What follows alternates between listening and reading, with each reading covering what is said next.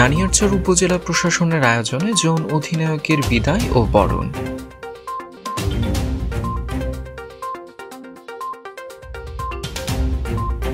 রাঙ্গামাটির নানিয়ারচর উপজেলা প্রশাসন ও পরিষদের আয়োজনে জোন অধিনায়কের বিদায় ও বরণ অনুষ্ঠিত হয়েছে।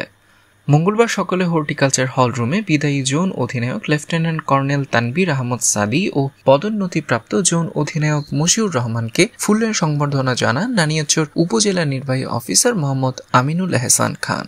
এ সময় নানিয়ারচর উপজেলা বিএনপি, নানিয়ারচর সদর, বুড়িঘাট ও ঘিলাছড়ি ইউনিয়ন পরিষদের চেয়ারম্যানগণ এবং বাজার পরিচালনা কমিটি সহ বিভিন্ন সংগঠনের পক্ষ থেকে নবাগত ও বিদায়ী জোন অধিনায়ককে ফুলের সংবর্ধনা জানান।